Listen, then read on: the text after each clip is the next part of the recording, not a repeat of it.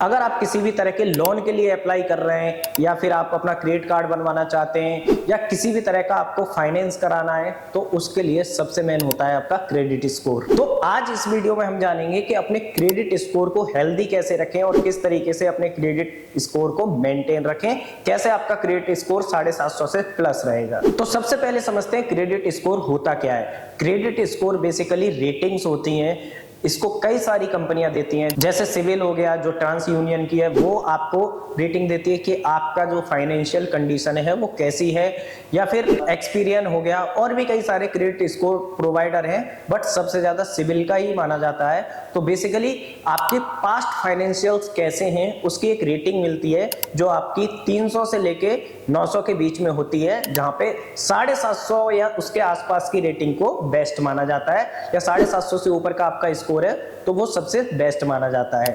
वहीं 750 से नीचे सिविल खराब माना जाता है और 650 से नीचे बहुत ही ज्यादा खराब माना जाता है। ये इसलिए भी देखा जाता है जैसा आपका सिविल स्कोर होगा वैसा ही आपको इंटरेस्ट रेट मिलेगा। कई बार कंपनियां देखती हैं कि अगर आपका 625 सिविल स्कोर है तो उतने में आपका इंटरेस्ट रेट हाई रहेगा, क्योंकि सिविल बताता है, आपका स्कोर बताता है कि आप फाइनेंशियल कंडीशन में या फाइनेंशियल लेन देन में कैसे हैं, और उस हिसाब से बैंक या एनबीएफसी हैं वो अपने रिस्क मैनेजमेंट को देखती हैं कि इसको लोन देना कितना रिस्की है या रिस्की नहीं है। आइए अब जानते हैं कि अपने सिविल स्कोर को बेहतर कैसे बना सकते हैं। तो सबसे पहला और मेन पॉइंट है कि कभी भी अपनी किस्त को, यानी कि आप जो भी पेमेंट करते हैं उसको टाइम पे करिए। लेट पेमेंट आपका सिविल स्कोर गिराता है, साथ में ये भी दिखाता है कि आप उतने सक्षम या उतने रेस्पॉन्सिबल पर्सन नहीं है, आप फाइनेंशियल चीजों की केयर नहीं करते हैं। तो इसलिए अपना जो भी ईएमआई है या तो उसको ऑटो डेबिट लगाइए, और नहीं लगा सकते हैं तो उसको अपने अकाउंट में उतना बैलेंस मेंटेन करके रखिए कि वो आपका जब चाहे तब आप उतना ईएमआई भर दें। और ट्राई करिए कि जब भी आपका बिल जनरेट होता है उसके 2-4 दिन में भर दें, कभी भी आखिरी डेट के आसपास ना जाएं। कई बार ऐसी सिचुएशन होती है कि इंसान आखिरी डेट में मिस कर देता है। तो अगर आपका ट्रांजैक्शनल रेशियो सही रहेगा इस तरीके का कि आपकी किस्त जनरेट हुई और टाइम पे भर रहे हैं, तो ये दिखाता है कि सामने वाला फाइनेंशियल कंडीशन में हेल्दी है। नेक्स्ट पॉइंट है कि आप अपना क्रेडिट यूटिलाइजेशन लो रखो। बेसिकली होता यह है कि जब आपके मान के चलिए क्रेडिट कार्ड की लिमिट 1 लाख है तो आप कई बार 50,000 70,000 यूज कर सकते हैं। इमरजेंसी के लिए उसको बना के रखिए। आप मैक्सिमम क्रेडिट लिमिट जो है उसको यूज करिए 30,000 35,000 तक। इससे ये होता है कि सामने वाले को या सामने जो जिस बैंक का क्रेडिट कार्ड है या सिविल को ये दिखता है कि सामने वाला ज्यादा एक्सपेंसिव पर्सन नहीं है और वो अपनी क्रेडिट हेल्थ को बचा के रखता है, वो 30-40% से ज्यादा एक्सपेंस नहीं करता है। इससे ये भी होता है कि एक तो आपको पैसा जो है वो 40 से 45 दिन के रेशियो में मिलता है, वो भी इंटरेस्ट फ्री, तो आप उसको यूज करिए। और कुछ लोग ऐसे होते हैं क्रेडिट कार्ड का यूज ही नहीं करते, डरते नहीं, आप खर्च करिए बट उसको टाइमली आप पेमेंट कर दीजिए। और एक चीज और यहाँ पे आती है कि क्रेडिट कार्ड के पेमेंट में कई बार ऐसा होता है कि वहां पे मांगता है कि वो लोएस्ट अमाउंट कितनी पे करनी है वो भर दो। नहीं, ट्राई करिए कि जितनी किस्त आई है उतना पे कर दो, चाहे वो आप आगे पूरे महीने का खर्चा क्रेडिट कार्ड से चलाओ, but at the time of आपका बिल सेटलमेंट जितना भी अमाउंट है उसको आप इंस्टेंटली पे कर। नेक्स्ट पॉइंट है, एक साथ कई सारे लोन्स के लिए अप्लाई नहीं करना चाहिए। बेसिकली जब आप डायरेक्ट क्रेडिट में आएंगे तो हम आपका एक बार सिविल और आपकी सिविल रिपोर्ट डाउनलोड करते हैं, उसके बाद कई सारी बैंकों में हम चेक करते हैं कि किस बैंक के हिसाब से कौन सा लोन आपको सूट करेगा, कौन सा प्रोडक्ट हम आपको दें। लेकिन कस्टमर अक्सर यहाँ पे फंस जाता है कि उसने 4 बैंकों में अपने लोन के लिए अप्लाई किया, सबने सिविल रिपोर्ट चेक की और उसका सिविल रिपोर्ट पूरा का पूरा खराब हो जाता है क्योंकि उसने मल्टीपल बैंक्स में अप्लाई किया।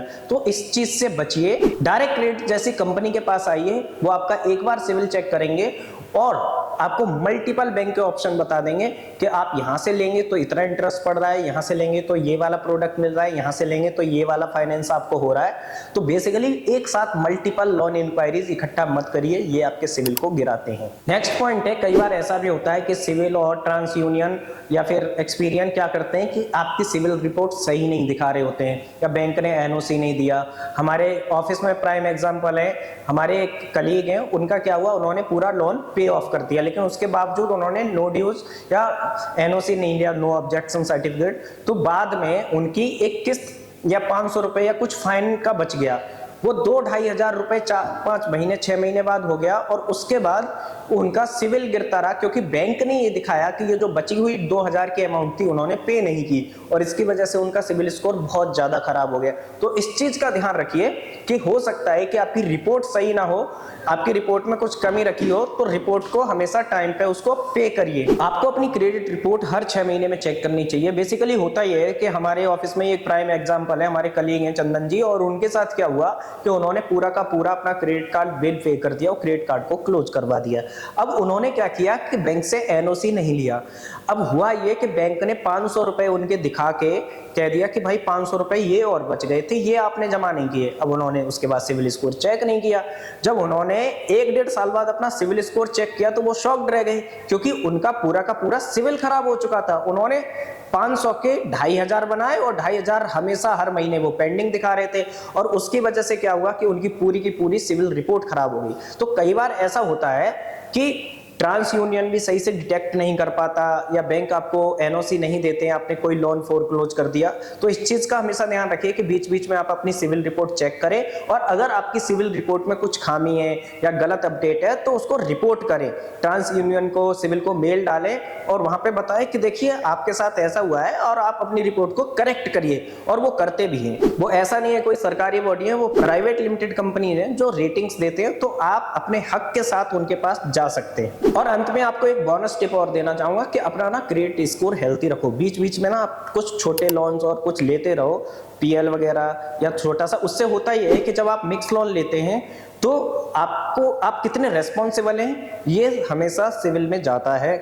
इससे क्या होता है कि आपकी क्रेडिट हेल्थ मेंटेन रहेगी, और ज्यादा मत लीजिए, थोड़ा बहुत लीजिए, जिससे क्या है कि जैसे 2 व्हीलर लोन हो गया, उसको टाइम पे करते रहिए, और इससे होगा ये कि आपकी क्रेडिट हेल्थ मेंटेन रहेगी, और कभी भी आपको सडनली मेडिकल से पर्पज से या फिर कभी कोई आप बिजनेस शुरू कर रहे हैं या प्रोजेक्ट शुरू कर रहे हैं तो वहां पे आपको लोन मिलने में आसानी रहेगी। तो अगर आपके हेल्पफुल लगा हो ये वीडियो तो दोस्तों के साथ शेयर करिए और चैनल को सब्सक्राइब करिए। बहुत बहुत धन्यवाद।